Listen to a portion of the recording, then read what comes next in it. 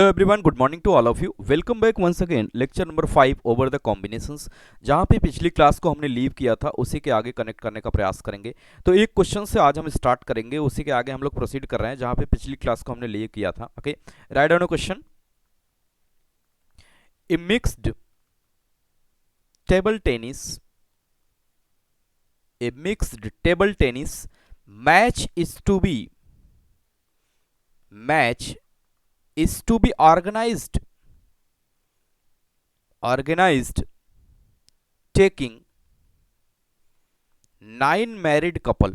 Okay, taking 9 married couples. Okay, find number of ways of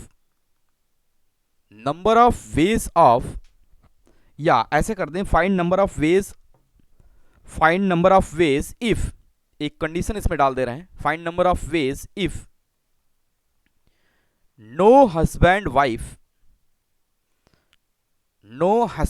and wife play in the same match. Okay, clear है? तो question जो हमारा है उसको पहले समझने का प्रयास करते हैं। एक टेबल टेनिस है, जैसा कि आप लोग को पता भी होगा कि टेबल टेनिस में 4 प्लेयर होते हैं, 2 प्लेयर एक साइड होते हैं, 2 प्लेयर एक साइड। ओके, जैसा कि ये टेबल टेनिस का एक प्रोटोटाइप हमने यहाँ पे बना दिया है। ओके, इसमें अगर टेबल टेनिस की हम बात करें, थोड़ा सा मैं यहाँ पे लिखता हूँ, इन table tennis number of players 2 भी होते हैं और 4 भी होते हैं। यहाँ पे मैं 4 मान के चल रहा हूँ। ओके, नंबर ऑफ प्लेयर्स की अगर हम बात करें तो 4 होते हैं। ओके, तो 4 प्लेयर हैं यहाँ पे। 4 प्लेयर किस तरीके से होंगे? 2 एक तरफ होंगे और 2 दूसरी तरफ होंगे, जैसा कि मैंने यहाँ पे बना लिया है। यहाँ पे ये कहा जा रहा है कि 9 मैरिड कपल हैं। ओके, यानी कि 9 कपल्स हैं यहाँ पे, जिसमें हस्बैंड और वाइफ है। कंडीशन यहाँ पे ये है कि इसको कितने तरीके से खेला जा सकता है, जबकि कंडीशन यहाँ पे ये है कि कोई भी हस्बैंड अपने वाइफ के साथ नहीं खेलेगा, इसका मतलब अगर मैं थोड़ा सा समझने का यहाँ पे प्रयास करूं, अगर मैंने जैसे मेंस को यहाँ पे डाल दिया एक तरफ और वुमेन्स को एक तरफ, ऐसा मैं इसलिए कर रहा हूं कि ताकि हम समझ पाएं कि क्या यहाँ पे केस बन रहा है। जैसे अगर मेन 1 यहाँ पे है तो उसकी वाइफ को मैंने यहाँ पे W1 से बना दिया। इसी तरीके से अगर मेन 2 होगा तो उसकी वाइफ कौन सी होगी? W2। इसी तरीके से मेन 3 अगर है तो वाइफ कौन सी होगी? W3 and so on up to, इस तरीके से 9 कपल्स हैं यहाँ पे। तो हमने मान लिया कि मेन 9 और W9, इस तरीके से 9 कपल्स हैं। ओके, यहाँ पे कंडीशन ये है कि इन सभी को यूज करके टेबल टेनिस को प्ले करवाना है।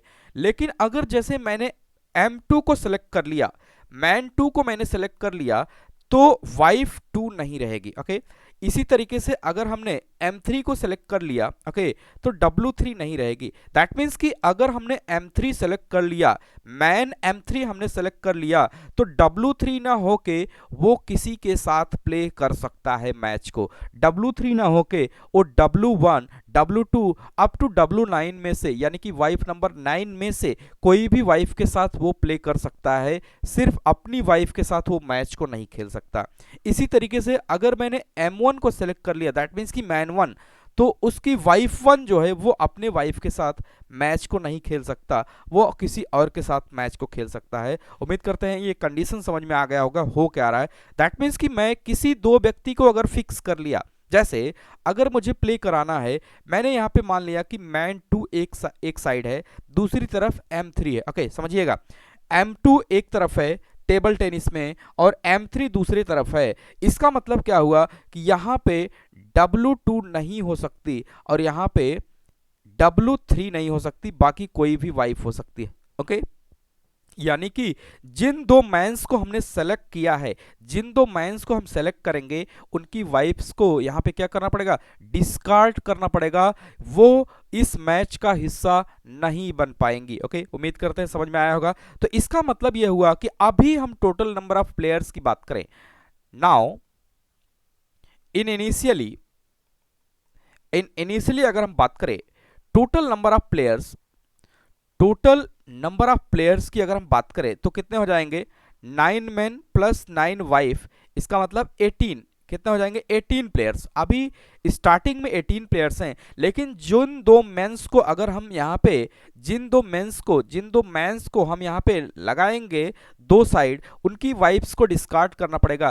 दैट मीन्स कि अगर हम यहाँ पे फिक्स कर ले नंबर ऑफ वेज की अगर हम बात करें, जैसे 9 मेन में से हम किसी दो को सेलेक्ट कर ले रहे हैं, ओके 9 मेन में से किसी दो को मैंने सेलेक्ट कर लिया, ओके दैट मीन्स कि 9c2 हमने यहाँ मेंस को सिलेक्ट कर लिया, ओके मेंस के लिए हमने सेलेक्ट कर लिया। जिन दो मेंस को हमने सेलेक्ट किया है, जैसे यहाँ पे हमने यहाँ पे मान लिया कि M2 और M3 को हमने सेलेक्ट कर लिया, M2 और M3 को हमने सेलेक्ट किया, इसका मतलब इन दोनों वाइफ्स को, यानी कि जो W2 और W3 है, ये मैं नहीं ले सकता। इसका मतलब वाइफ के केस में जब हम सिलेक्शन करना स्टार्ट करेंगे तो उसमें दो पहले से ही डिस्कार्ड हो गई हैं जो उस मैच में नहीं हो सकते हैं। यानी कि टोटल अगर मैं वुमेन्स की बात करूं तो यहाँ पे कितने हो जाएंगे 7, और इन 7 में से अब कोई भी मैं 2 अगर ले लूंगा तो मैच प्ले हो जाएगा। लेकिन समझिएगा, हमें सिलेक्शन 4 का करना है, 2 मेंस का सिलेक्शन करना है, 2 वुमेन्स का, लेकिन मैच तभी प्ले हो सकता है जब एट ए टाइम दोनों का सिलेक्शन है। दैट मीन्स कि यहाँ पे क्या होगा, मल्टीप्लीकेशन होगा, यहाँ पे क्या होगा, मल्टीप्लीकेशन होगा। लेकिन देखिए, मैच को दो तरीके से यहाँ पे अरेंज भी किया जा सकता है। जैसे अगर समझिएगा, यहाँ पे हमने अगर M2 और M3 को यहाँ पे मैंने होल्ड किया, M2 और M3 के साथ हमने होल्ड किया, तो ये सारे वेज हैं जिसमें वो मैच को प्ले कर सकते हैं। लेकिन समझिएगा, अगर M2 के साथ वाइफ 7 है और M3 के साथ वाइफ 9 है, ये एक टाइप है, ये मैच खेलने का एक टाइप है, और ये एक टीम है। जैसे अगर मैं इसको बोल दूं टीम 1, ओके इसको बोल दूं टीम 1 और इसको बोल दूं टीम 2, ओके तो इन दो लोग आपस में भी एक दूसरे से अरेंज होकर दूसरे टीम का निर्माण कर सकते हैं। दैट मीन्स कि M2 जो है W9 के साथ होके और M3 जो है W7 के साथ होके एक दूसरे टीम का निर्माण कर सकते हैं। इसका मतलब क्या होगा कि जो यहाँ पे जितने भी कॉम्बिनेशंस बन रहे हैं 9c2 इंटू 7c2, इस तरीके से वो आपस में भी इंटरचेंज करके डबल टाइम्स प्ले कर सकते हैं। यानी कि जिस तरीके से यहाँ पे एक टीम बना के एक बार मैच को खेला, इसी तरीके से आपस में रीअरेंज करके ये दूसरी टीम का निर्माण करके फिर से खेल सकते हैं। इसका मतलब यहाँ पे क्या होगा, 2 का मल्टीप्लाई भी करना पड़ेगा, 2 का क्या करना पड़ेगा, मल्टीप्लाई। या आप ऐसे समझिए, जैसे हमने यहाँ पे हस्बैंड को फिक्स किया तो वाइफ में कम हो गया, इसी तरीके से अगर मैं वोमेन्स को फिक्स कर दूंगा तो उन हस्बैंड्स को मुझे डिस्कार्ड करना पड़ेगा। जैसे अगर मैंने यहाँ पे यही केस को अगर मैं ऐसे करता for main, okay for main की अगर हम बात करें, और इसी को और करके अगर मैं करता फॉर वोमेन्स, जैसे मैंने यहाँ पे हस्बैंड को फिक्स किया तो 9c2 इंटू 7c2 कर दिया और करके, या इसी को मैं ऐसे भी कर सकता था कि जब मैं पहले वोमेन्स के लिए लिखता तो 9c2 इंटू कितना हो जाता, हस्बैंड के लिए 7c2, क्योंकि उनके हस्बैंड्स को मैं डिस्कार्ड कर देता। तो आप ऐसे करिए या ऐसे करिए, तो 2 टाइम्स क्या होगा, इसका मल्टीप्लाई करेंगे। होप ये क्लियर हो गया होगा, ठीक है। तो इस तरीके से इसको हम कर सकते हैं। चाहे तो आप हस्बैंड को फिक्स कर दीजिए, उनके वाइफ को डिस्कार्ड कर दीजिए, या वाइफ को फिक्स कर दीजिए, उनके हस्बैंड को डिस्कार्ड कर दीजिए, क्योंकि करस्पॉन्डिंग हस्बैंड और वाइफ उस मैच का हिस्सा नहीं बन सकते हैं। यानी कि जिसको भी हम फिक्स करेंगे उसको क्या करेंगे, डिस्कार्ड करेंगे। तो इस तरीके से मैं इसको लिखूं तो ऐसा भी लिख सकता हूं कि 9c2 into 7c2 into multiply 2।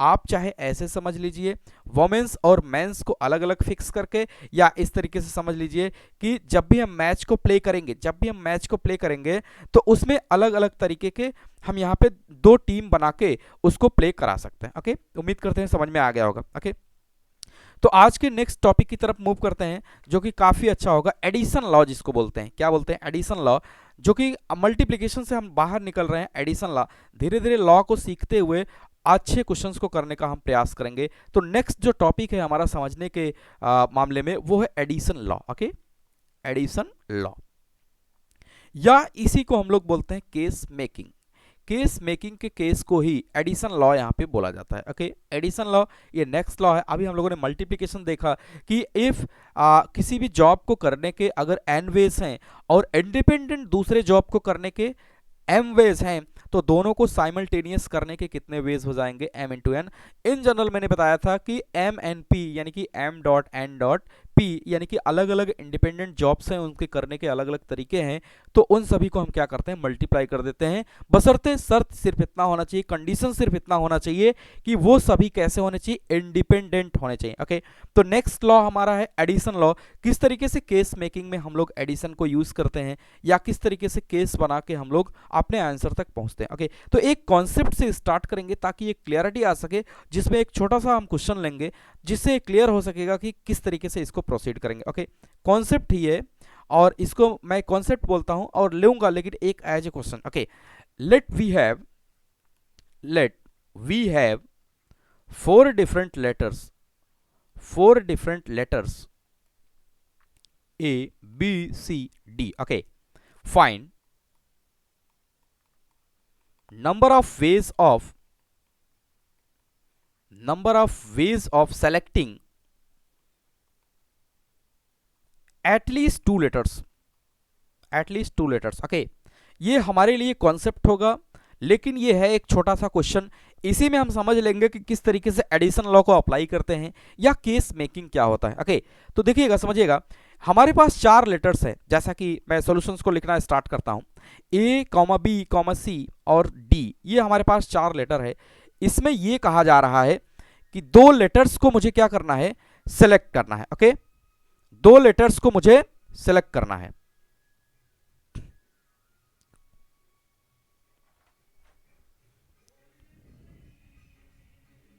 कम कर दे,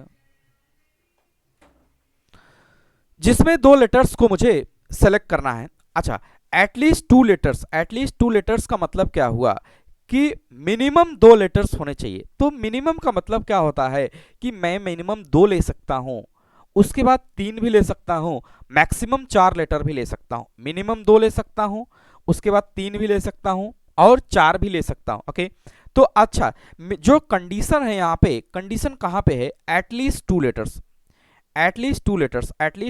मुझे लेना है। ओके, टू लेटर्स को मुझे क्या करना है, यहाँ पे लेना है। तो जैसे मैं अगर टू लेटर्स की बात करूं तो टू लेटर्स ले सकते हैं। ओके, और थ्री लेटर्स ले सकते हैं।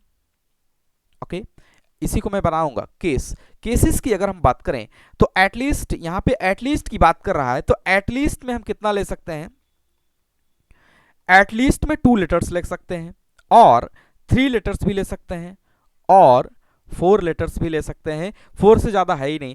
टू लेटर्स लेने का मतलब क्या हुआ कि इन सभी चार में से कोई भी दो लेटर्स को हम ले सकते हैं, इसका मतलब क्या हुआ कि हम इन चार में से दो लेटर्स को लेने के कितने तरीके हैं, यानी कि यहां पे क्या करेंगे, सिलेक्शन करेंगे। इन चार में से दो लेटर्स को जितने तरह से हम सिलेक्ट करेंगे उतने नंबर ऑफ टू लेटर्स के क्या बनेंगे, चाहे वर्ड्स बनेंगे या टू लेटर्स को हम पिकअप करेंगे। ओके, तो यानी कि चार में से हम दो लेटर्स को क्या करेंगे, सिलेक्ट करेंगे। और या हम ऐसा भी कर सकते हैं, कंडीशन हमारा एक है कि एटलीस्ट टू होना चाहिए। एटलीस्ट का मतलब क्या होता है कि मिनिमम, इसका मतलब एटमोस्ट हम जितना है उतना ले सकते हैं। एटमोस्ट यहाँ पे कितना है, फोर, यानी कि फोर के फोर को भी हम क्या कर सकते हैं, कवर कर सकते हैं। तो एटलीस्ट यहाँ पे कितना है, टू, यानी कि 4C2। चार में से दो को सिलेक्ट करेंगे या तीन को भी सिलेक्ट कर सकते हैं। इन चार में से तीन को भी सिलेक्ट कर लेंगे और चार में से चार को भी सिलेक्ट करेंगे, यानी कि 4C4। आप समझिएगा, हमारे क्वेश्चन का जो आंसर का पोर्शन होता है, जो भी हमारे क्वेश्चन के आंसर का हिस्सा होगा वो सभी हिस्सा होगा। जैसे यहाँ पे कंडीशन डाला है एटलीस्ट के लिए, तो एटलीस्ट मैंने ले लिया। तो उसके बाद एट मोस्ट तक जितना हम जा सकते हैं उतना हमारा आंसर का हिस्सा होगा, क्योंकि उन्होंने कहा है कि मिनिमम दो लेटर लेना है, तो मैक्सिमम मैं चार ले सकता हूं। तो ये हमारे क्वेश्चन आंसर का क्या होगा, हिस्सा होगा। और का मतलब क्या होता है, आंसर। जैसे अगर कहीं पे मुझे जाना है डेस्टिनेशन पे, जैसे A to B मुझे जाना है, तो ये एक रास्ता हुआ, ये एक दूसरा रास्ता हुआ, ये एक तीसरा रास्ता हुआ। अब इसी को मैं दूसरे तरीके से मैं कह सकता हूं कि मैं या तो इधर इससे चला जाऊं, या तो इससे चला जाऊं, या तो इससे चला जाऊं। अगर यहां पे पूछा जाए कि total number of ways from A to B, A से बी तक पहुंचने के कितने टोटल नंबर ऑफ रास्ते हैं, तो हम सभी रास्तों को क्या करते हैं, ऐड करते हैं। इसका मतलब मैंने क्या कहा, या मैं इससे चला जाऊं, या मैं इससे चला जाऊं, या मैं इस रास्ते से चला जाऊं, तो सभी जो और के केसेस होते हैं उनमें क्या करेंगे, एडिशन करेंगे, क्योंकि वो हमारे क्या होते हैं, आंसर का हिस्सा होता है, वो हमारे आंसर का हिस्सा होता है, और आंसर का हिस्से को हम क्या करेंगे, अपने आंसर में शामिल करते हैं। तो इसलिए यहाँ पे टोटल नंबर ऑफ वेज की बात करें, टोटल नंबर ऑफ वेज की अगर हम बात करें तो 4C2 at least 2 selection, 4C3 at least 3, okay, 4C4 at most जितना है उतना को मैंने कवर किया। तो इस तरीके से हम यहाँ पे क्या करेंगे, दो लेटर्स को पिकअप करेंगे, एटलीस्ट कंडीशन जो है हम कंडीशंस को फुलफिल करेंगे, उसके बाद जो भी रहेगा उसको हम पूरा कर लेंगे। तो यहाँ पे एटलीस्ट 2 लेटर पिकअप करने की बात हो रही है, तो एटमोस्ट हम 4 लेटर को पिकअप कर ही सकते हैं। ओके, तो यहाँ पे इसका आंसर हो जाएगा 4C2 plus 4C3 plus 4C4, that means कि from here we can say that कि 4 factorial upon 2 factorial into 2 factorial plus 4 factorial upon 3 factorial into 1 factorial plus 4C4। अभी पिछले क्लास में मैंने नोट्स में चिपका भी दिया था कि NC_n की वैल्यू कितनी होती है, NC_n की वैल्यू कितनी होती है 1, तो 4C4 की वैल्यू डायरेक्ट हम यहाँ पे पिकअप करेंगे कितना, 1। ओके, तो 4 इंटू 3 इंटू 2 फैक्टोरियल अपॉन क्या लिखेंगे 2, प्लस 4 इंटू 3 फैक्टोरियल अपॉन क्या लिखेंगे 1 फैक्टोरियल, प्लस का कितना लिखेंगे 1। ओके, इसको फर्दर अगर हम सिंप्लीफाई करें 12 अपॉन 2 प्लस यहाँ पे कितना आएगा 4 प्लस का 1, दैट मीन्स कि from here we can say that कि 6 प्लस 5 प्लस 1, 6 5 11 1 कितना आ जाएगा 12, कुछ मिस्टेक हो रहा है क्या, 6 4 10, ओके ये 4 है, 6 4 10 1 11। ओके, तो यहाँ पे नंबर ऑफ वेज की अगर हम बात करें तो कितना हो जाएगा 11। तो जो यहाँ पे सीखने वाली बात थी, जहाँ पे कंडीशन होता है, कंडीशन जहाँ पे होता है वहाँ पे हम रुकेंगे। जैसे कह रहा है कि एटलीस्ट 2 लेटर पिकअप करना है, तो इन 4 में से मैं 2 लेटर को पिकअप भी कर सकता हूँ, 3 को भी कर सकता हूँ, 4 को भी कर सकता हूँ, क्योंकि कंडीशन यहाँ पे किस पे है, 2 लेटर्स पे, कंडीशन यहाँ पे किस पे, 2 लेटर्स पे पिकअप करने पे है, न कि 3 पे, न कि 4 पे। उसका जो मिनिमम क्राइटेरिया है वो फुलफिल होना चाहिए, तो मिनिमम कितना है 2 लेटर्स को यहाँ पे पिकअप करना है। ओके, तो इस तरीके से यहाँ पे और के केसेस को, या हम ये कहें कि और के केसेस जितने होते हैं वो एडिशन के होते हैं। जैसा कि मैंने बताया कि ए टू बी जाने के, ए से बी जाने के जितने भी रास्ते हैं उन सभी को हम क्या कर रहे हैं, उन सभी को हम ऐड ऑन कर रहे हैं, क्योंकि जो भी हमारे काम के केस होते हैं उनको हम ऐड करते हैं, और वो हमारे आंसर के क्या होता है, हिस्सा होता है, वो हमारे आंसर का क्या होता है, हिस्सा होता है। तो कुछ क्वेश्चंस करेंगे तो इससे क्लियरिटी आ जाएगी। Okay, write down question. Out of 10 man, out of 10 men and 6 women, out of 10 men and 6 women, a committee of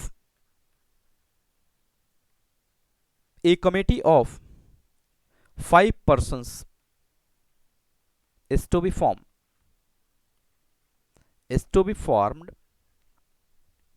taking at least 3 men।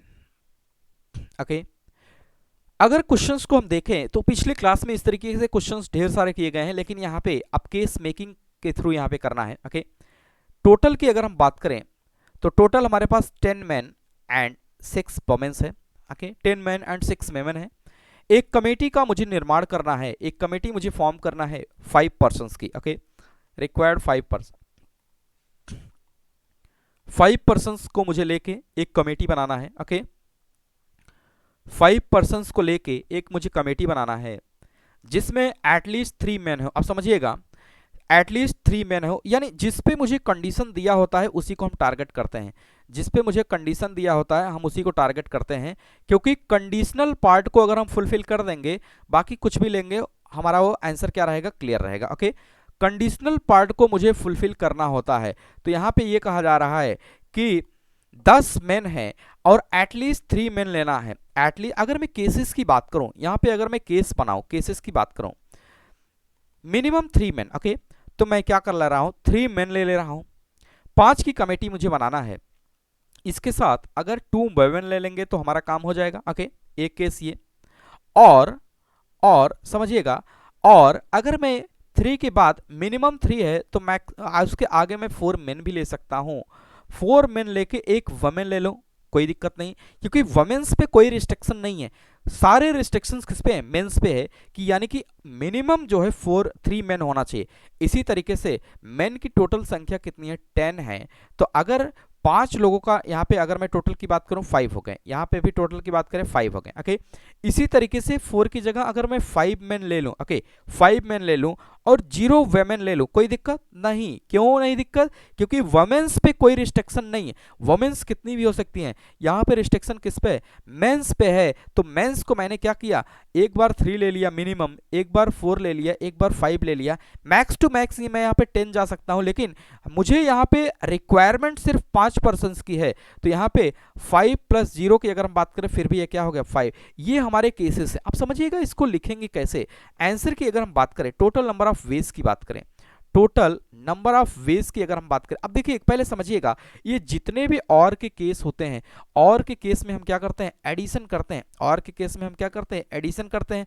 ऐसा क्यों कर रहे हैं? क्योंकि ये भी हमारे आंसर का हिस्सा है, ये भी हमारे आंसर का हिस्सा है, और ये भी हमारे आंसर का हिस्सा है। सारे आंसर के पोर्शंस को अगर हम ऐड कर देंगे, जितने भी आंसर के पोर्शंस हैं अगर उन सभी को हम ऐड कर देंगे, हमें टोटल आंसर मिल जाएगा, फाइनल आंसर मिल जाएगा। अब समझिएगा, टोटल 10 मैन है, 10 में से 3 मैन को हम क्या कर रहे हैं? सेलेक्ट कर रहे हैं। इसका मतलब क्या लिखेंगे?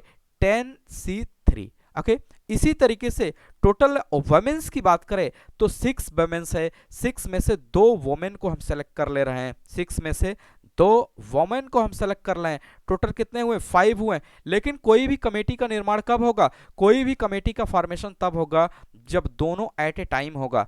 दोनों एट ए टाइम होने के लिए वुमेन्स का सिलेक्शन मेंस के सिलेक्शन से क्या है? इंडिपेंडेंट है, इसलिए यहां पे क्या होगा? मल्टीप्लाई। ये एक आंसर है, ये एक क्या है? आंसर है, ये एक आंसर है। लेकिन अगर दूसरा हम बात करें तो 10 में से जब हमने 4 मैन को सेलेक्ट किया, उसके बाद 6 में से जब हमने 1 वुमेन्स को सेलेक्ट किया, 6 में से, ये वाला केस देखिए, केस नंबर 2। अगर मैं केसेस की बात करूं तो यहां पे अगर मैं यहां पे लिख दूं केस नंबर 1, ओके, मैं इसको लिख दे रहा हूं case number 1, this is the case number 2, okay, and this is the case number 3। Okay, case number 2 की अगर हम बात करें, तो केस 2 में 4 मैन और 1 वुमेन है, तो हम क्या करेंगे? एट ए टाइम इसको सिलेक्ट कर रहे हैं, तभी कमेटी बनेगी, इसलिए मल्टीप्लाई कर रहे हैं। लेकिन ये क्वेश्चन का आंसर का हिस्सा है, इसलिए इसको क्या करेंगे? ऐड करेंगे। या अपने दिमाग में ये रख लीजिए कि और के केस को हम क्या करते हैं? ऐड करते हैं। इसी तरीके से केस 3 में देखिए कि 10 मैन में से हम 5 को क्या कर रहे हैं? 5 मैन को सिलेक्ट कर ले रहे हैं, एट ए टाइम करना है, इसलिए 6 वुमेन में से 0 वुमेन को हम सेलेक्ट करेंगे। तो ये हमारा क्या हो जाएगा? केस नंबर 3 हो जाएगा, और ये भी आंसर का हमारा क्या है? हिस्सा है। 5 प्लस 0 5 पर्सन को ले लिया। यानी टोटल नंबर ऑफ वेज की अगर हम बात करें तो इन सभी को क्या करेंगे? ऐड करेंगे। ऐड यहाँ पे इसलिए कर रहे हैं क्योंकि ये सभी और के केसेस हैं, और के केसेस को हम ऐड करते हैं क्योंकि और के केसेस हमारे आंसर के क्या है? हिस्सा हैं, और जितने भी आंसर के पार्ट होते हैं उन सभी को हम क्या करेंगे? ऐड ऑन करेंगे। जहां पे कंडीशंस होता है केवल उन कंडीशंस को हम ध्यान में रखेंगे, उसके बाद उसको सिंप्लीफाई, उसको तुरंत क्या करेंगे? ऐड कर लेंगे। ओके, इसी का एक सेकंड पोर्शन है, उसको करते हैं, देखते हैं कि थोड़ा सा अच्छा है।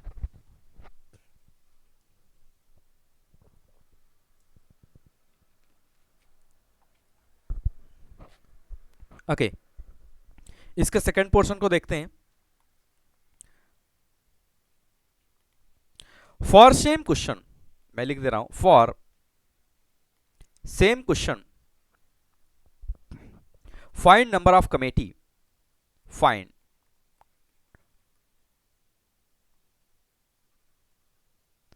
number of committee if two particular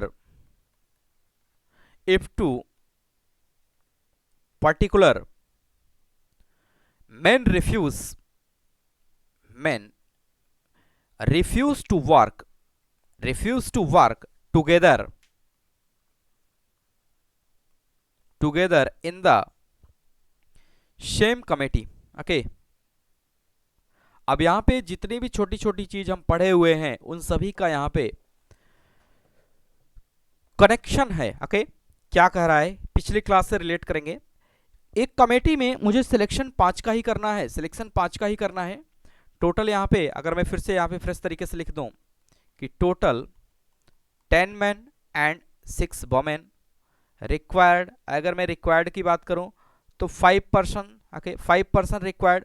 condition यहाँ पे ये है कि 2 आदमी ऐसे हैं जो कमेटी में एक साथ रहने पे काम नहीं कर सकते, एक दूसरे को रिफ्यूज कर रहे हैं, यानी कि वो दोनों एक दूसरे एक साथ नहीं रह सकते। इसका मतलब अगर मैं केसेस की बात करूं, मैं डायरेक्ट लिखता हूं, यहीं पे क्लियर हो जाएगा।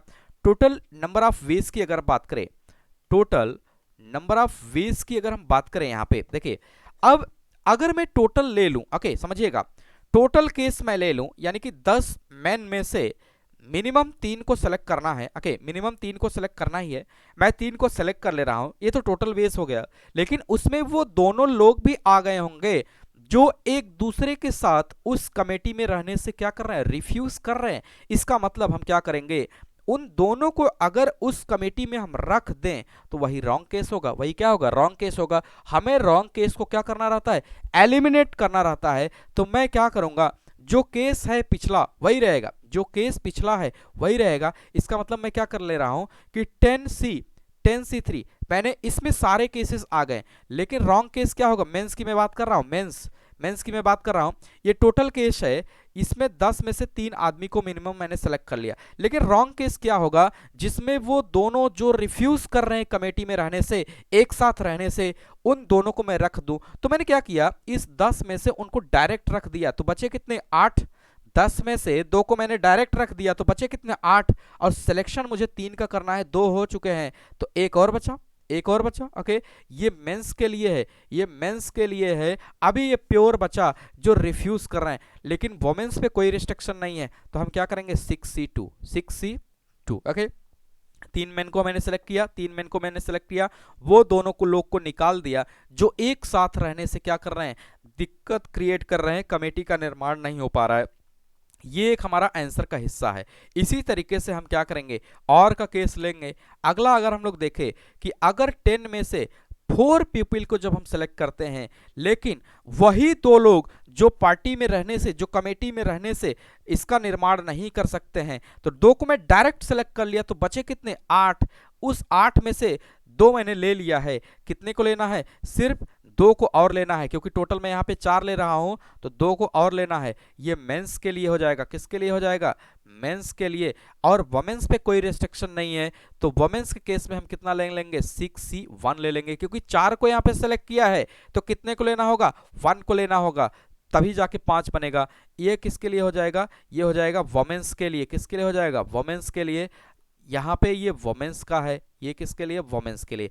इसी तरीके से और की अगर हम बात करें, अगला केस अगर हम देखें, अगर मेंस की बात करें तो 10C5 मैंने पांचों पीपल को ले लिया, पांचों को ले लिया, लेकिन उस 5 में अगर 2 वो भी रहे होंगे जो पार्टी में, जो कमेटी में रहने से रिफ्यूज कर रहे हैं, तो यानी कि 2 को मैंने डायरेक्ट ले लिया, 2 को डायरेक्ट ले लिया, ओके। तो 8 बचे, और उस 8 में से मुझे 5 चूज करना है, तो कितना को और लेना है, 3 को लेना है, 2 को मैंने डायरेक्ट लिया है। ये मेंस के लिए होगा, किसके लिए होगा, मेंस के लिए होगा। और वुमेन्स पे कोई रिस्ट्रिक्शन नहीं है, वुमेन्स पे कोई रिस्ट्रिक्शन नहीं है, तो हम क्या करेंगे, 6C क्या कर देंगे, यहाँ पे 6C 0 कर देंगे। तो ये हमारा किसका केस हो जाएगा, वुमेन्स का केस हो जाएगा। तो इस लाइन को लिखना इंपॉर्टेंट है, इस लाइन को लिखना इंपॉर्टेंट है। इसको सिंप्लीफाई करेंगे तो आंसर मिल जाएगा, ओके। इसको सिंप्लीफाई करेंगे तो आंसर मिल जाएगा, ओके। तो ये बच्चों का काम है, आप कोई भी कर सकता है, बहुत ही आसान है अब, ओके ओके। यहाँ पे 10C3 और यहाँ पे 8C1, ओके। ये मेंस का केस है, और यहाँ पे वुमेन्स पे कोई रिस्ट्रिक्शन नहीं, 6C2, ओके फाइन। आगे बढ़ते हैं। तो उम्मीद करते हैं समझ में आ गया होगा कि किस तरीके से इसको प्रोसीड करना है, ओके। अगर मैं क्वेश्चंस के दायरा को बढ़ाऊं, क्वेश्चंस के दायरा को बढ़ाऊं, थोड़ा सा आगे अगर हम लोग चलें, थोड़ा सा आगे अगर हम लोग लेके चलें, तो कुछ वेराइटी ऑफ क्वेश्चंस करते हैं ताकि ये केस मेकिंग का कॉन्सेप्ट समझ में आ सके, okay. Write down a question, there are 10 science and 7 art subjects. there are 10 science and 7 art subjects. Find number of ways of selecting total 6 subjects such that science subject or in majority okay. Science subject कैसा होना चाहिए majority में, समझते हैं question क्या कह रहा है। यहाँ पे 10 साइंस के सब्जेक्ट हैं ओके। टोटल की अगर मैं यहाँ पे बात करूँ, टोटल यहाँ पे अगर हम लोग देखें तो 10 साइंस के सब्जेक्ट हैं ओके, प्लस 7 आर्ट के सब्जेक्ट हैं। 7 आर्ट्स के क्या हैं सब्जेक्ट्स हैं ओके। हमें सिलेक्शन लेना है 6 विषय का ओके। 6 सब्जेक्ट का यहाँ पे सिलेक्शन लेना है, जिसमें साइंस जो होना चाहिए वो क्या होना चाहिए, मेजॉरिटी में होना चाहिए। साइंस क्या होना चाहिए, मेजॉरिटी में होना चाहिए। इसका मतलब क्या हुआ, अगर मैं केस को यहाँ पे लिखूं, केसेस को अगर मैं लिखूं यहाँ पे लिखने का थोड़ा सा प्रयास करें, तो अगर मैं 6 साइंस ले लूं प्लस 0 आर्ट तो भी 6 विषय हो गया ओके। और अगर मैं 5 साइंस ले लूं और 1 आर्ट का विषय ले लूं तो भी साइंस मेजॉरिटी में है आर्ट से, और टोटल 6 हो रहे हैं। और अगर मैं 4 साइंस ले लूं और 2 यहां पे आर्ट्स ले लूं तो भी यहां पे साइंस किस पे मेजॉरिटी में है। और अगर मैं 3 साइंस ले लूं और 3 आर्ट, यहां पे देखिए अब साइंस और आर्ट क्या हो गया, इक्वल हो गया। हमें साइंस सब्जेक्ट को कैसा रखना है, मेजॉरिटी में रखना है। यानी ये केस हमारे काम का केस नहीं होगा, ये हमारे काम का केस है, ये हमारे काम का केस है, ये हमारे काम का केस है। तो जितने काम के केस होते हैं वो हमारे आंसर का हिस्सा होता है। जो काम का केस नहीं होता है वो हमारे क्वेश्चंस का आंसर का हिस्सा नहीं होता है। इसका मतलब ये हुआ कि टोटल नंबर ऑफ वेज की अगर हम बात करें, तो टोटल 10 में से हम क्या कर रहे हैं, 6 साइंस के सब्जेक्ट को क्या कर रहे हैं, सेलेक्ट कर रहे हैं। इसी तरीके से 7 आर्ट में से हम 0 आर्ट को सेलेक्ट कर रहे हैं। लेकिन एट ए टाइम करना है, एट ए टाइम करेंगे। एट ए टाइम करने के लिए मुझे क्या करना पड़ेगा, मल्टीप्लाई। दूसरी चीज, साइंस का आर्ट से कोई कनेक्शन नहीं होता है। साइंस और art both are independent to each other okay. तो यहां पे ये एक केस हो जाएगा। इसी तरीके से और है तो हम क्या करेंगे, प्लस हम क्या करेंगे, 10 में से 5 साइंस को सेलेक्ट कर लेंगे।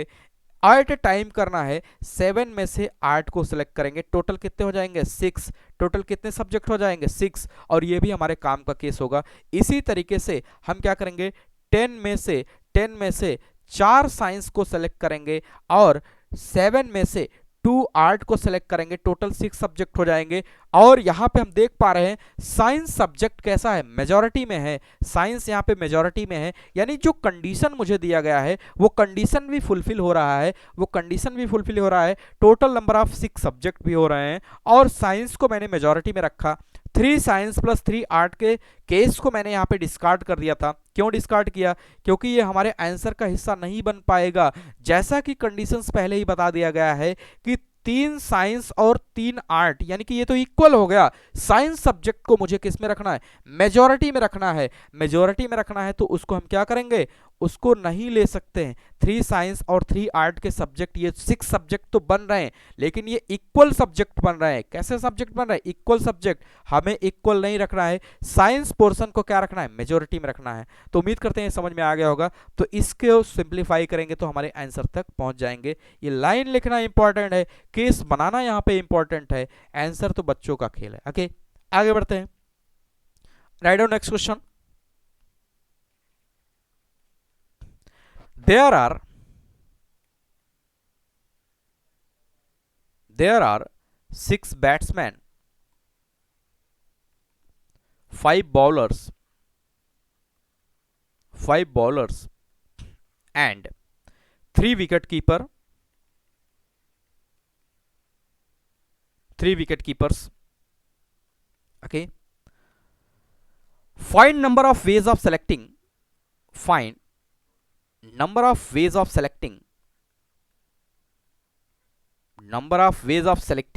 ए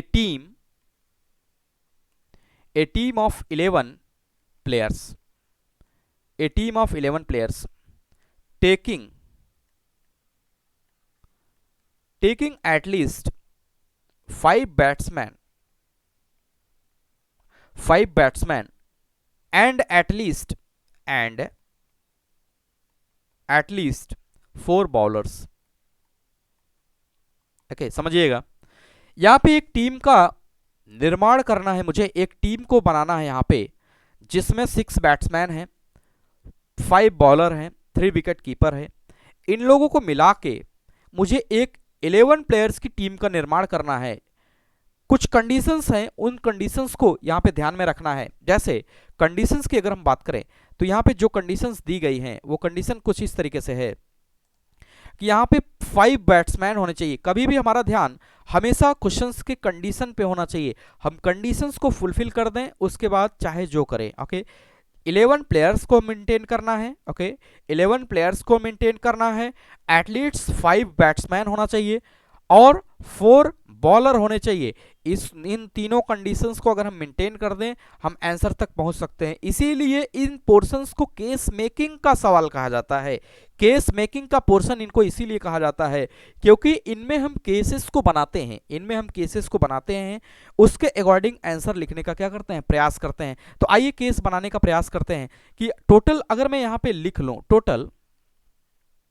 टोटल की अगर हम बात करें तो यहाँ पे 6 बैट्समैन है। ओके, 6 बैट्समैन है, 5 बॉलर हैं। ओके, एंड 3 विकेट कीपर है। मैं इस तरीके से लिख ले रहा हूं, बैट लिख दूंगा बैट्समैन। हमें रिक्वायरमेंट है, रिक्वायर्ड की अगर हम बात करें, रिक्वायर्ड 11 प्लेयर्स। ओके, 11 प्लेयर्स बना लेके मुझे क्या बनाना है, एक टीम बनाना है। इस तरीके से कितने टीम का यहाँ पे निर्माण कर सकते हैं, ये यहाँ पे समझने का हम क्या कर रहे हैं, प्रयास कर रहे हैं। ओके, तो हम क्या करेंगे, केसेस को बनाएंगे। क्या बनाएंगे, केसेस को अगर हम लिखें केस 1। ओके, केस 1 की अगर हम बात करें तो जो कंडीशन है बस उस पर हम नजर रखेंगे। 5 बैट्समैन, तो मैंने क्या किया, 5 बैट्समैन कर दिया। ओके, उसके बाद 4 बॉलर रखना है, तो मिनिमम 4 बॉलर को भी मैंने रख दिया। तो अभी 5 4 कितने हुए, 9 हुए, और 2 विकेट कीपर को मैंने ले लिया, कोई दिक्कत नहीं। एक केस ये हो गया। इसी तरीके से अगर मैं दूसरे केस की बात करूं, केस नंबर 2, अगर मिनिमम 5 बैट्समैन की रिक्वायरमेंट है तो मैं 6 बैट्समैन भी ले सकता हूं। मिनिमम 5 है तो 6 ले सकता हूं। बॉलर मिनिमम कितने हैं, 4 हैं, तो मैं 5 भी ले सकता हूं। बॉलर मिनिमम कितने हैं, 4 हैं, तो मैं 5 बॉलर ले लिया, तो 6 5 11 हो गया। तो 0 विकेट कीपर लेना पड़ेगा क्योंकि 6 5 11 प्लेयर यहाँ पे हो गए। ओके, इसी तरीके से केस नंबर 3 की अगर हम बात करें, केस 3 में अगर मैं 5 बैट्समैन ले लिया, ओके, 5 बैट्समैन और 5 बॉलर भी ले लिया, कोई दिक्कत नहीं। 5 बैट्समैन मिनिमम 5 लेना है और बॉलर को मिनिमम 4 लेना है तो 5 ले सकते हैं। इस तरीके से एक विकेट कीपर भी ले सकते हैं। इसी तरीके से अगर मैं केस 4 की बात करूं, केस नंबर 4 की यहाँ पे अगर हम बात करें तो इसमें हम ये ले सकते हैं 6 बैट्समैन ले लिए और मिनिमम 4 बॉलर की रिक्वायरमेंट है तो मैं 4 बॉलर ले लिया और अगर एक विकेट कीपर ले लिया, 6 4 10 1 11, टोटल 11 प्लेयर्स इसमें भी हो रहे हैं, 11 प्लेयर्स इसमें भी हो रहे हैं। यानी केसेस की बात करें 11 इसमें भी हैं, 11 इसमें भी हैं, टोटल की अगर हम बात करें 11 इसमें भी हैं, और केस जितने भी हैं वो सारे हमारे आंसर का हिस्सा हैं। यानी case number 1, case number 2, case number 3 ये सभी आंसर का हिस्सा हैं। और अगर आंसर का हिस्सा है तो इसे मुझे क्या करना पड़ेगा, ऐड ऑन करना पड़ेगा। सभी को ऐड करके ही हम फाइनल आंसर को लिख सकते हैं।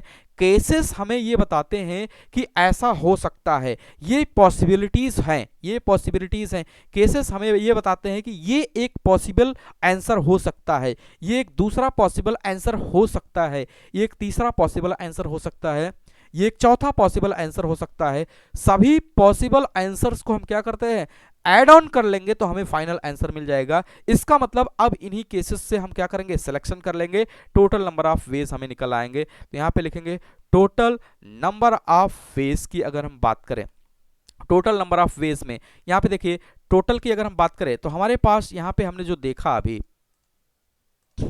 जो अभी देखा, टोटल हमारे पास 6 बैट्समैन है, 5 बॉलर, 3 विकेट कीपर। तो हम पहले केस की बात करें तो 6 में से 6 बैट्समैन को हम क्या कर रहे हैं, 6 में से हम यहाँ पे 5 बैट्समैन को सेलेक्ट किए, तो 6 ही क्या हो जाएगा 5। इसी तरीके से 4 बॉलर को हमने सेलेक्ट किया, कितने में से 5 में से, तो हम क्या लिखेंगे 5C4। इसी तरीके से अगर हम बात करें विकेट कीपर की, टोटल विकेट कीपर यहाँ पे कितने हैं 3, 3 में से 2 को मैंने सिलेक्ट किया, तो हम क्या करेंगे 3C2। लेकिन अब समझिएगा, अब एट ए टाइम 11 प्लेयर होने के लिए एट ए टाइम इन्हें लेना पड़ेगा। किसी भी टीम का निर्माण करने के लिए एक टीम होगा, किसी भी टीम को बनाने के लिए, किसी भी टीम को बिल्डअप करने के लिए एट ए टाइम मुझे बैट्समैन को भी लेना पड़ेगा, बॉलर के भी लेना पड़ेगा और विकेट कीपर को भी लेना पड़ेगा, तब जाके एक टीम का निर्माण होगा। तो इसलिए एट ए टाइम करने के लिए हम क्या करेंगे, मल्टीप्लाई करेंगे। ये एक केस है, एक टीम ऐसा बन सकता है। अगला अगर हम बात करें और की बात करें, ऐसा भी हो सकता है और ऐसा भी हो सकता है अगला टीम, और ऐसा भी हो सकता है अगला टीम, और ऐसा भी हो सकता है अगला टीम। इसका मतलब हम अगले केस को क्या करेंगे, ऐड करेंगे। तो अब मैं लिखता हूं डायरेक्ट, क्या लिखेंगे 6C6। मैंने 6 बैट्समैन को सिलेक्ट किया, 5 बॉलर, यानी कि 5C कितना लिखेंगे 5 इंटू 0 विकेट कीपर, क्या लिखेंगे 3C0, क्या लिखेंगे 3C0। ये हमारा क्या हो जाएगा, अगला टीम इस तरीके से 11 प्लेयर की बना सकते हैं। और करके लिखेंगे तो क्या लिखेंगे प्लस 6 में से किसको सेलेक्ट किया, 6 में से 5 बैट्समैन को। अगर मैं केस 3 की बात करूं 5 बैट्समैन, तो क्या लिखेंगे 6C5 into 6C5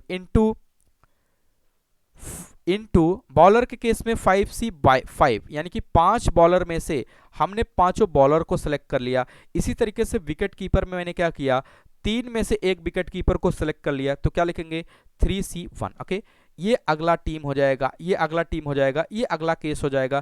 plus last case की अगर हम बात करें तो हम 6 में से 6 को सेलेक्ट कर लिए, 6 में से 6 को ही सेलेक्ट कर लिए, और 5 बॉलर हैं, 5 में से 4 को सेलेक्ट कर लिए। इसी तरीके से 3 विकेट कीपर है, 3 में से एक को हमने सेलेक्ट कर लिया। इन सभी आंसर्स को हम क्या कर रहे हैं, ऐड कर रहे हैं, और ऐड करने पे ये हमारा क्या हो जाएगा आंसर। सभी को हम सॉल्व करके ऐड ऑन कर देंगे तो हम फाइनल आंसर तक यहाँ पे क्या हो जाएंगे, पहुंच जाएंगे। ये हमारा क्या हो जाएगा, आंसर हो जाएगा। ओके, उम्मीद करते हैं समझ में आ गया होगा। आगे बढ़ते हैं, इसी तरीके से हम केस मेकिंग का यहाँ पे लेके चलते हैं कॉन्सेप्ट, केस मेकिंग की कॉन्सेप्ट को इसी तरीके से हम लेके चलते हैं। ओके, आगे बढ़े एक अच्छे क्वेश्चंस की तरफ। तो कुछ ऐसा हम ले सकते हैं, okay, there are 5 different pen, 5 different pens and 4 different pencil and 4 different pencils, 5 different pen and 4 different pencils and 4 different books and 4 different books.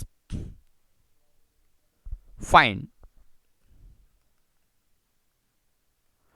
number of ways of selecting, number of ways of selecting any number of article,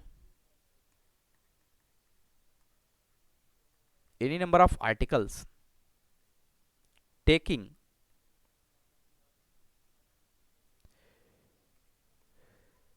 at least 2 pen and at most 2 books. अब देखिए, ऐसे questions खतरनाक होते हैं, ऐसे questions अच्छे होते हैं, इसमें केस मेकिंग में आप फंस जाएंगे। तो ऐसे क्वेश्चंस को कैसे किया जाता है वो मैं यहाँ पे दिखाऊंगा। 5 पेन है, मैं यहाँ पे अगर टोटल की बात करूँ तो मैं टोटल एक बार लिख ले रहा हूँ, टोटल 5 पेन, 5 पेन है, 4 pencil, 4 book, okay, 4 pencil and 4 book. Okay, यहां पे ये कह रहा है कि एटलीस्ट 2 पेन लेना है, एटलीस्ट 2 पेन लेना है, 2 pen, at most at least 2 pen and at most 2 book, okay. और एनी नंबर ऑफ पेंसिल मुझे लेना है, any number of pencil,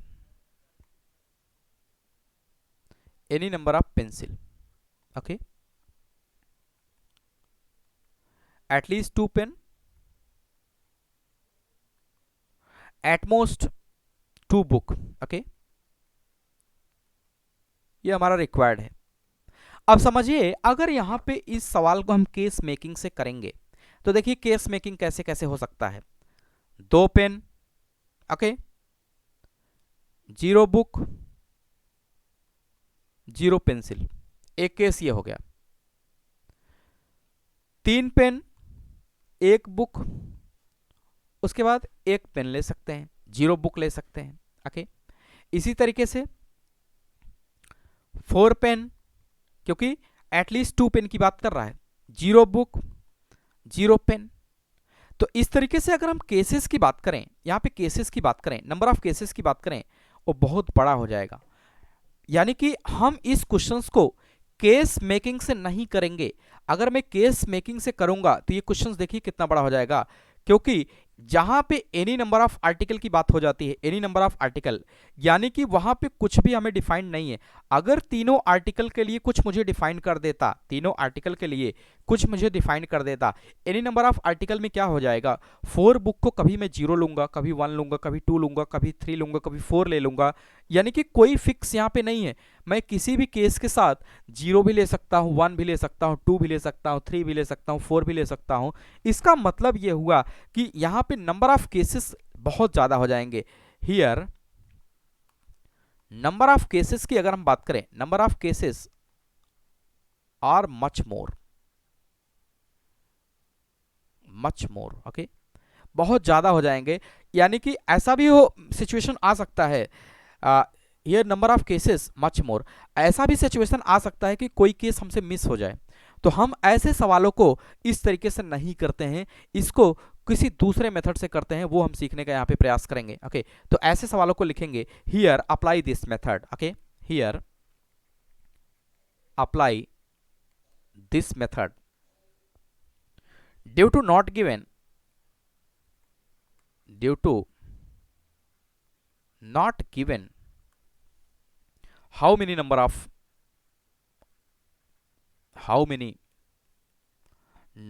of things can be taken properly, okay? कोई भी यहाँ पे थिंग्स किस तरीके से लेना है वो प्रॉपर वे में मुझे नहीं दिया गया है। प्रॉपर वे में अगर मुझे नहीं दिया गया है तो हम क्या करेंगे, पेन्स के लिए अलग केस बनाएंगे। फॉर पेन्स की अगर हम बात करें, अगर पेन्स के केसेस को देखें तो इस पे क्या कंडीशन रखा है, पेन्स के लिए कह रखा है कि एटलीस्ट 2 पेन, एटलीस्ट 2 पेन, और मैक्सिमम कितना ले सकते हैं, 5। यानी कि हम क्या करेंगे, इस 5 में से 2 पेन को सेलेक्ट कर लिया एटलीस्ट, ये भी हमारे काम का हिस्सा है। या अगर मैं 5C3 ले लिया, ये भी काम का हिस्सा है। 5C4 ले लिया, ये भी काम का हिस्सा है। 5C5 ले लिया, ये भी काम का हिस्सा है। ये पेन का केसेस है, ये पेन का केसेस है, ओके। ये किसका केसेस है, ये पेन का केसेस है। अगर पेन के केसेस की अगर हम बात करें, फॉर पेन्स की, पेन्स के केसेस की अगर हम बात करें तो फिर से मैं लिख ले रहा हूं, हमने मिनिमम 2 पेन ले रखा है, ओके, मिनिमम 2 पेन ले लिया, और मैक्सिमम 5 पेन मैं ले सकता हूं, ओके। 5C4 प्लस 5C कितना ले सकते हैं, 5। ये हमारा पेन का केसेस हो गया, ओके। यानी कि हमने पेन के रिक्वायरमेंट को फुलफिल कर दिया। इसीलिए फॉर पेंसिल की अगर हम बात करें, फॉर पेंसिल की अगर हम बात करें तो पेंसिल के केस में क्या कहा है, पेंसिल के केस में कोई रिस्ट्रिक्शन है ही नहीं, एनी नंबर ऑफ पेंसिल। इसका मतलब हम क्या ले सकते हैं, पेंसिल टोटल कितने हैं, टोटल पेंसिल 4 हैं, तो मैं 4C0 पेंसिल भी ले सकता हूं, 4C1 भी ले सकता हूं, 4C2 भी ले सकता हूं, 4C3 भी ले सकता हूं, 4C4, यानी चारों पेंसिल को हम ले सकते हैं। और इसी तरीके से अगर हम बुक्स की बात करें, फॉर बुक्स की अगर हम बात करें तो बुक्स के केस में हमें कुछ कंडीशंस दिया है, कह रहा है कि eight most 2 book required, okay.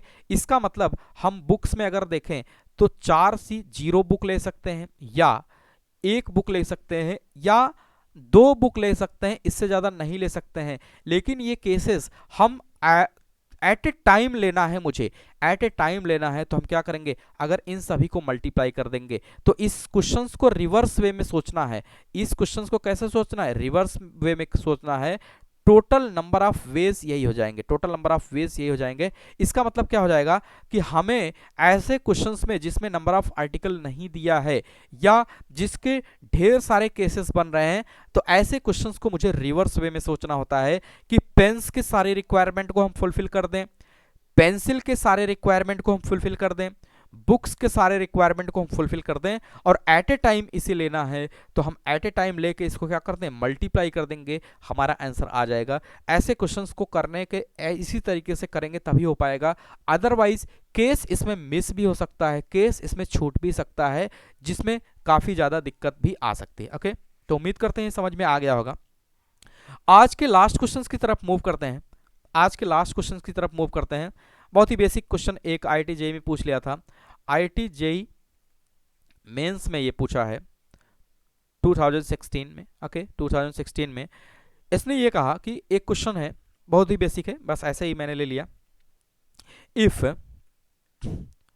n+2 C6 upon n-2 P2 equal to 11, then n satisfied relation, n satisfied equation, एक इक्वेशन यहाँ पे दिया है, मैं ऑप्शंस ले रहा हूँ। ए ऑप्शन है n² plus n minus 110 equal to 0। B option यहाँ पे दिया है n² plus 2n minus 80 equal to 0। C option की अगर हम बात करें तो n² plus 3n minus 108 equal to 0। D option की अगर हम बात करें तो n² plus 5n minus 84 equal to 0। Okay, तो यह बहुत ही बेसिक है लेकिन लॉजिकल भी है। अब जब ये चैप्टर स्टार्ट होता है तो NCR NPR की वैल्यू बता ही दिया जाता है। ओके, तो अगर आपको याद हो तो NCR की वैल्यू को अगर हम लिखें नोट करके, NCR की वैल्यू होती है n factorial upon r factorial n minus r factorial. Okay, n minus r factorial. इसी तरीके से NPR की वैल्यू को अगर हम लोग देखें तो n factorial upon n minus r का फैक्टोरियल, बस इतना होता है। इन दोनों की हेल्प से हम इसको सॉल्व कर लेंगे। ओके, तो सिंप्लीफाई करेंगे, इसको सिंप्लीफाई करने के लिए हम क्या करेंगे, यहाँ पे अगर मैं एक लाइन क्वेश्चन को लिख लूँ NC6 ओके अपॉन में n-2 P2 equal to 11। Okay, इसको मैं एक्सपेंड कर दे रहा हूँ कि n+2 factorial upon n+2 minus 6 का फैक्टोरियल इंटू 6 का फैक्टोरियल। ऑलराइट,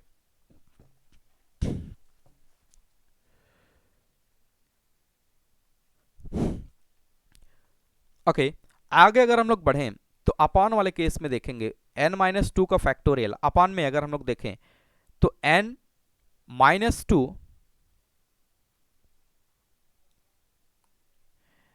-2 का क्या लिखेंगे, फैक्टोरियल। ऑलराइट, इक्वल टू कितना लिखेंगे, 11। सिंप्लीफाई कर लेंगे इसको, n+2 फैक्टोरियल और यहाँ पे लिखेंगे n-4 का फैक्टोरियल। डिनोमिनेटर की अगर हम बात करें इक्वल टू 11 कर दे रहे हैं, डिनोमिनेटर में हमारा आ जाएगा n-2 का फैक्टोरियल, n-2 का फैक्टोरियल, n-2 का फैक्टोरियल।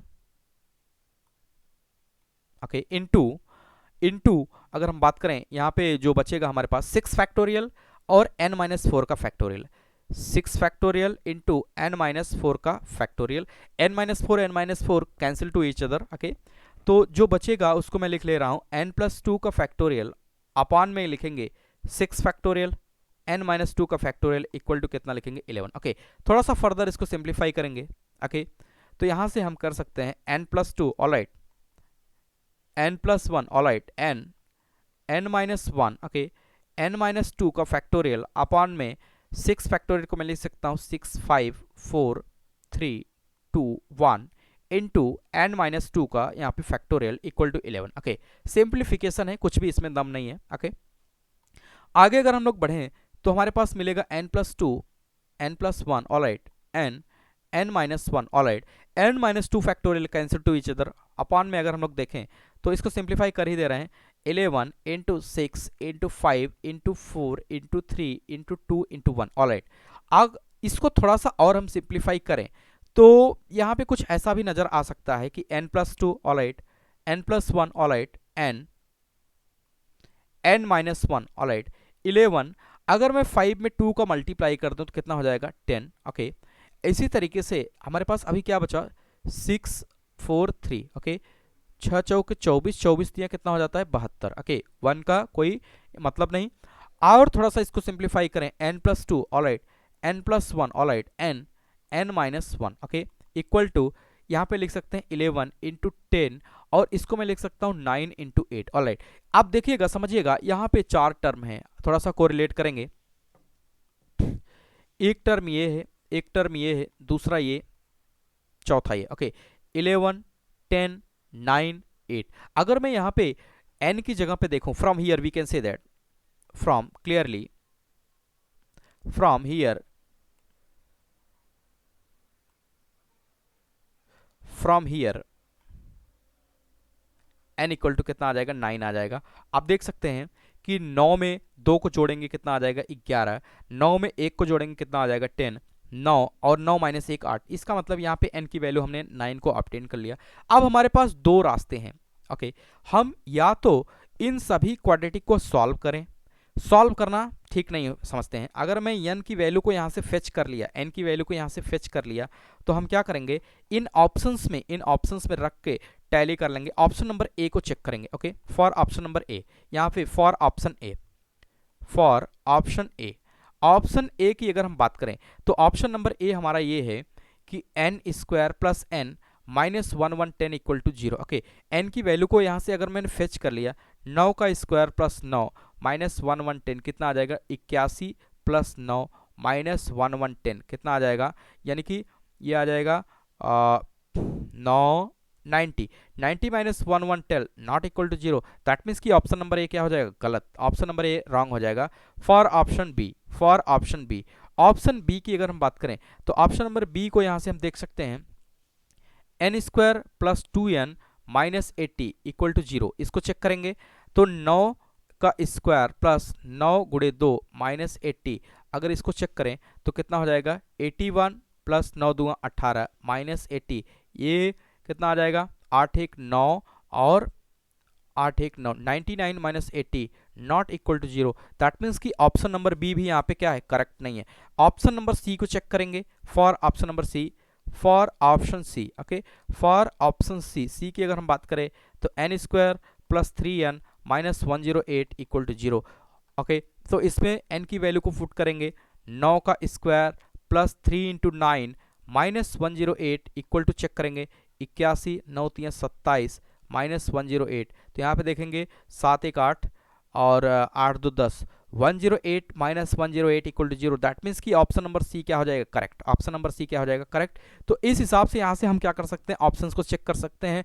दूसरा रास्ता ये है कि जो कि डिफिकल्ट भी होगा, आप क्वाड्रेटिक को सॉल्व करिए। ये जरूरी नहीं है कि सारे ऑप्शंस यहाँ पे क्वाड्रेटिक के सॉल्व हो ही जाएंगे। ओके, तो यहाँ से हम ऐसे इसको सॉल्व भी कर सकते हैं। सॉल्व करने पे n की वैल्यूज आएंगी, किसको मुझे रखना है, n की पॉजिटिव वैल्यू को मुझे रखना है, नेगेटिव वैल्यू को मुझे क्या करना रहेगा, डिस्कार्ड कर देना रहेगा। तो उम्मीद करते हैं समझ में आ गया होगा। बहुत ही आसान है, बहुत ही बेसिक है। ऐसा क्वेश्चन पूछ लेता है ताकि एक बैलेंस बना रहे, क्वेश्चंस में भी एक बैलेंस बना रहे कि कभी ऐसा ना हो कि बहुत डिफिकल्ट क्वेश्चन पूछ लिया गया। ओके, तो उम्मीद करते हैं समझ में आ गया होगा। तो आज के लिए इतना ही रखते हैं, मिलते हैं अगले क्लास में। अच्छा, डिस्क्रिप्शन को चेक करना आप ना भूलिए, क्योंकि डिस्क्रिप्शन में हम वीडियो के लिंक को प्रोवाइड कर देते हैं, आप वहां से नोट्स को डाउनलोड भी कर सकते हैं। ओके, तो उम्मीद करते हैं समझ में आ गया होगा और मिलते हैं नेक्स्ट क्लास में।